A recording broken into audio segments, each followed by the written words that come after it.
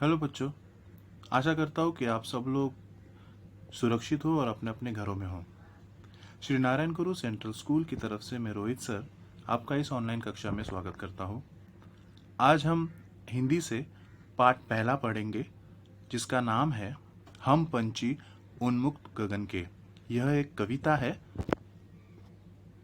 इस कविता के जो रचयिता है वो है शिवमंगल सिंह सुमन। इनका जन्म 5 अगस्त 1915 में उत्तर प्रदेश भारत में हुआ था और उनकी मृत्यु 27 नवंबर 2002 में भारत में मध्य प्रदेश में हुई थी। ये एक कवि थे और एक शिक्षाविद भी थे, एक भारतीय थे, और उनकी उल्लेखनीय कार्य जो थे वो है मिट्टी की बारात, हिल्लोल, जीवन के गान। तो आइए हम इस कविता को पढ़ें। हम पंछी उन्मुक्त गगन के। हम पंछी उन्मुक्त गगन के, पिंजरबद्ध न गा पाएंगे। कनक तीलियों से टकराकर पुलकित पंख टूट जाएंगे। हम बहता जल पीने वाले मर जाएंगे भूखे प्यासे। कहीं भली है कटुक निबोरी, कनक कटोरी की मैदा से। स्वर्ण श्रृंखला के बंधन में अपनी गति उड़ान सब भूले। बस सपनों में देख रहे हैं तरु की फुनगी पर के झूले। ऐसे थे अरमान की उड़ते, नीले नभ की सीमा पाने। लाल किरण सी चोच खोल, चुगते तारक अनार के दाने। होती सीमाहीन क्षितिज से इन पंखों की होड़ा होड़ी। या तो क्षितिज मिलन बन जाता, या तंती सांसों की डोरी। नीड न दो चाहे टहनी का, आश्रय छिन्न भिन्न कर डालो। लेकिन पंख दिए है तो आकुल उड़ान में विघ्न न डालो। बच्चों, ये कविता को हम और एक बार पढ़ेंगे और समझने की कोशिश करेंगे। हम पंछी उन्मुक्त गगन के, पिंजरबद्ध न गा पाएंगे। कनक तीलियों से टकराकर पुलकित पंख टूट जाएंगे। हम बहता जल पीने वाले मर जाएंगे भूखे प्यासे। कहीं भली है कटुक निबोरी, कनक कटोरी की मैदा से। स्वर्ण श्रृंखला के बंधन में अपनी गति उड़ान सब भूले। बस सपनों में देख रहे हैं तरु की फुनगी पर के झूले। ऐसे थे अरमान की उड़ते, नीले नभ की सीमा पाने। लाल किरण सी चोच खोल, चुगते तारक अनार के दाने। होती सीमाहीन क्षितिज से इन पंखों की होड़ा होड़ी। या तो क्षितिज मिलन बन जाता, या तनती सांसों की डोरी। नीड न दो चाहे टहनी का, आश्रय छिन्न भिन्न कर डालो। लेकिन पंख दिए है तो आकुल उड़ान में विघ्न न डालो। तो बच्चों, आइए इस कविता को हम समझने की कोशिश करें। बहुत ही आसान और बहुत ही सुसमाचार देने वाली इस कविता को हम समझें। हम पंछी उन्मुक्त गगन के। उन्मुक्त का अर्थ मतलब आजाद। गगन कैसा है? गगन मतलब आकाश। नभ, ये कैसा है? आजाद है, और ये पंछी भी आजाद है। पिंजरबद्ध न गा पाएंगे। पिंजर मतलब क्या?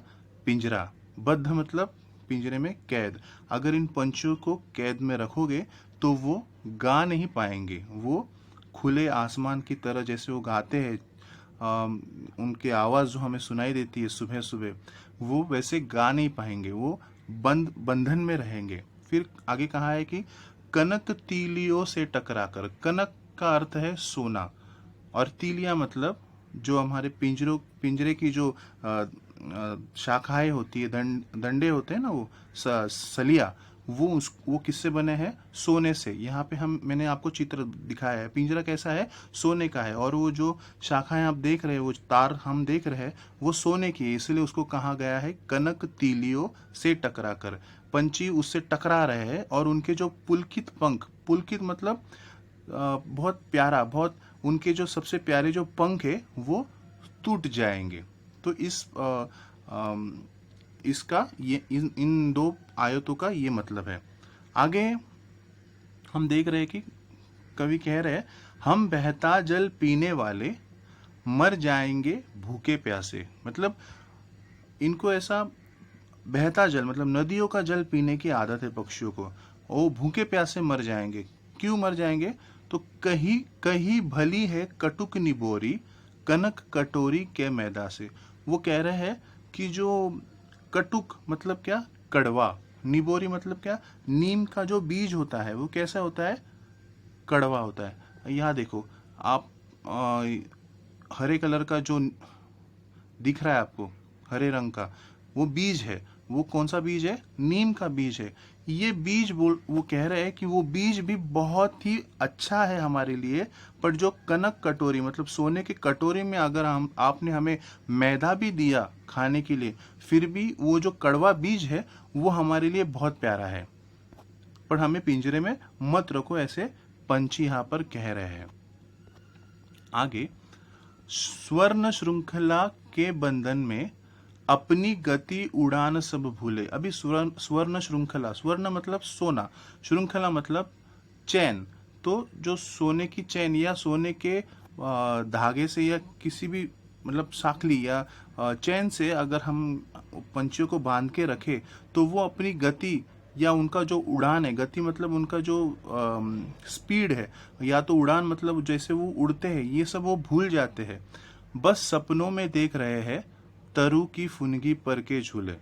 वो कह रहे हैं कि जो यहाँ पे हम देख रहे हैं पक्षी जो शाखाओं पे बैठ के तरु मतलब पेड़ और फुनगी मतलब उन पे आई हुई जो भी फंगस है, वो जो वो लोग खाते हैं उसमें उनको जो मज़ा आता है, वो मज़ा उनको इस पिंजरे में नहीं आ रहा है।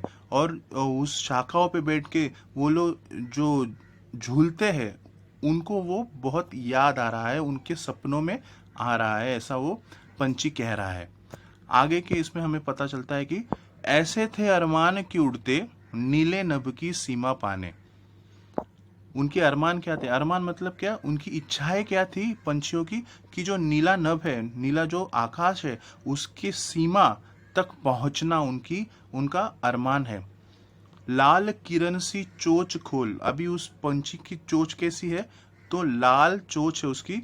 चुगते तारक अनार के दाने। अभी उसका जो खाना है, उसको जो पसंद है वो क्या है? अनार के दाने। पर यहाँ पे अनार के दानों को किसी के साथ उन्होंने जोड़ा है। मतलब किसके साथ जोड़ा है? तो तारक। तारक मतलब क्या? जो आसमान में आपको जो तारों के जितने भी गुच्छे दिखते हैं, उसी तरह अनार के अंदर भी वो पक्षियों को दाने लगते कि इतने सारे दाने उसको खाने में मजा आता है। तो ये उस पक्षी का अरमान है। आगे हम देख रहे हैं कि कवि लिखते हैं कि होती सीमाहीन क्षितिज से इन पंखों की होड़ा होड़ी। पंछी क्या करते हैं? तो सीमाहीन क्षितिज। अभी क्षितिज का मतलब क्या है? क्षितिज मतलब जहां पर, यहाँ पे इस तस्वीर में हमें दिखाई देता है, जहां पर समुंदर और आकाश दोनों मिलते हैं, हमें ऐसा लगता है कि वहां पे वो मिल चुके हैं। तो वो जो किनारा है, वो जो हमें दिख रहा है, उसको क्षितिज कहते हैं। और पक्षियों को भी ऐसा ही लग रहा है। तो वो क्या कर रहे हैं? वो अपने पंखों को फैलाकर भागते हुए उस जहाँ पे आकाश और समुंदर मिल रहा है, पानी मिल रहा है, वहां जाने की वो कोशिश कर रहे हैं। अपने पंखों से वो होड़ा होड़ी कर रहे हैं, मतलब वहां कोशिश बहुत कर रहे हैं वहां पहुंचने की। तो आगे क्या होता है? या तो क्षितिज मिलन बन जाता या तंती सांसों की दूरी।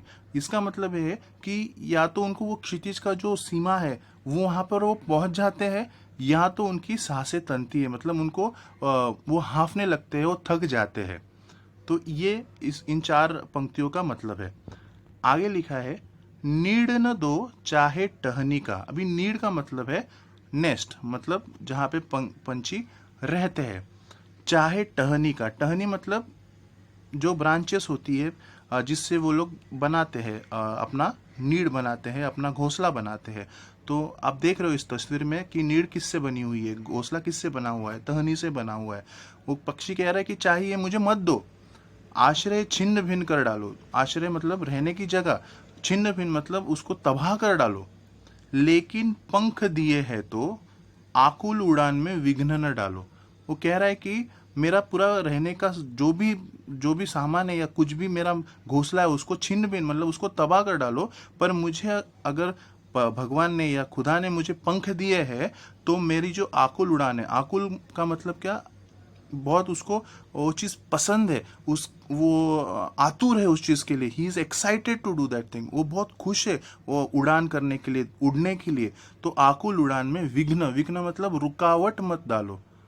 तो यहाँ पे शिव मंगल सिंह पक्षियों के द्वारा हमें ये बताने की कोशिश कर रहे हैं कि पक्षियों का जो गुण धर्म है, जो उन जिसके लिए खुदा ने उनको बनाया है उड़ने के लिए, और उड़ के हर जगहों पे जाके घूमने के लिए और खाने पीने के लिए, तो पक्षियों का जो जिसके लिए उनको बनाया गया है वो उनसे वो अधिकार को मत छीनो। इसका मतलब वो मनुष्य से भी ये कह रहा है कि मनुष्य को जिस लिए बनाया गया है वो मनुष्य कहीं हमारे कामकाजों की वजह से, हमारे बहुत सारे गलत स्वभावों के वजह से असली मनुष्य जो है वो कहीं तो खो गया है। तो वो चाहता है कि जो असली मनुष्य क्या करता है, तो वो सबसे पहले एक दूसरे से बातें करता है, प्यार से रहता है, मानवता दिखाता है, सेवा करता है एक दूसरे की, और फिर लोगों से एक दूसरे की पूछताछ करता है, एक दूसरे की मदद करता है, सच बोलता है, झूठ नहीं बोलता, किसी को हानि नहीं पहुंचाता।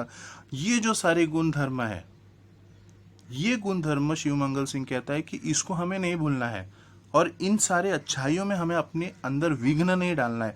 तो हमें क्या करना है, हमें इन अच्छाइयों को पकड़े रहना है, और जो हमने हमारे मोबाइल के द्वारा या जो टेक्नोलॉजी के द्वारा खुद को एक बंधन में डाल दिया है ना, उस बंधन से हमें मुक्त होना है और लोगों से पूछताछ करनी है, लोगों की सेवा करनी है।